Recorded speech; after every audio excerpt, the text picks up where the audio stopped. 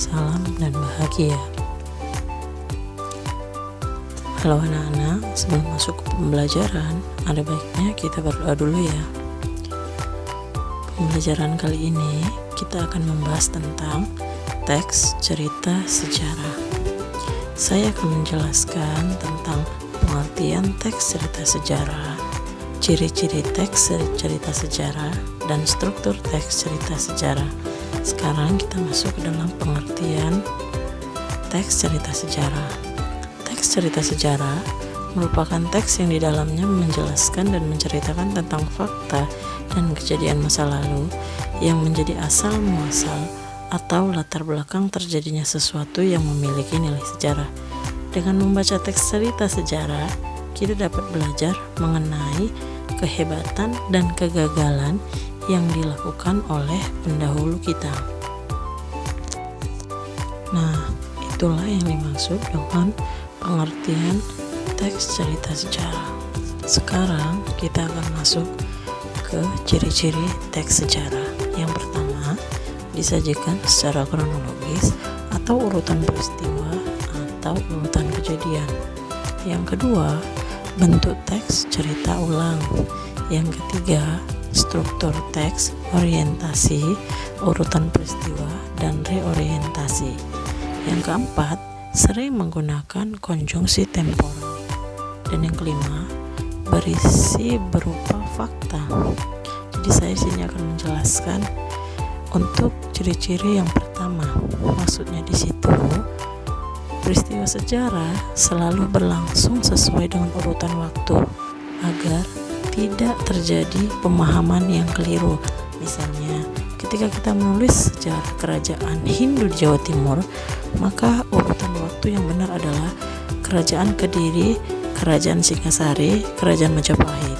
Mengingat dengan runtuhnya Kerajaan Kediri, kemudian disusul dengan berdirinya Kerajaan Singasari, dan dengan runtuhnya Kerajaan Singasari diikuti dengan berdirinya Kerajaan Majapahit. Itulah maksudnya disajikan secara kronologis agar tidak terjadi pemahaman ganda. Untuk ciri-ciri yang kedua adalah bentuk teks cerita ulang. Teks yang menceritakan kembali pengalaman masa lalu secara kronologis dengan tujuan memberi informasi. Jadi di sini untuk mengulang cerita yang lalu. Untuk ciri yang ketiga, struktur teksnya yaitu orientasi, urutan peristiwa, dan reorientasi. Kemudian untuk ciri yang keempat, sering menggunakan konjungsi temporal. Jadi konjungsi temporal ini adalah kata hubung yang menyatakan adanya hubungan waktu antara satu kalimat dengan kalimat berikut. Contohnya, Ani menyapu halaman. Kemudian ia mengepel lantai. Kemudian Rudi sedang melakukan tes kesehatan mata. Selanjutnya dia akan melakukan tes kesehatan gigi. Jadi di sini kata hubungnya itu adalah kemudian dan selanjutnya. Kemudian untuk ciri yang kelima itu adalah isi berupa fakta.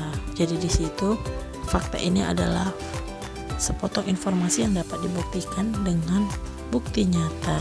Di situ ada saya buat perbedaan fakta dan opini. Kemudian sekarang kita akan masuk ke dalam struktur teks cerita sejarah. Jadi struktur teks cerita sejarah di sini ada 3. Yang pertama adalah orientasi atau pengenalan. Orientasi adalah bagian dalam paragraf yang memberikan informasi-informasi mengenai siapa, di mana, dan kapan terjadinya, tentunya dalam teks cerita sejarah itu sendiri. Kemudian yang kedua adalah event atau urutan peristiwa.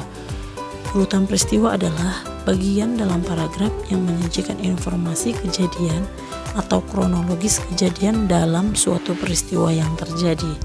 Kemudian yang ketiga, reorientasi atau penutup. Reorientasi adalah bagian dalam suatu paragraf yang berisi mengenai rentetan peristiwa yang terjadi yang telah diceritakan pada bagian sebelumnya, sebelum kepada bagian penutup. Oke. pembelajaran kita sampai di sini. Minggu depan saya akan membahas lagi tentang teks cerita sejarah untuk kelanjutannya. Semoga kalian paham di sini, dan silahkan salin ke buku catatan kalian ya.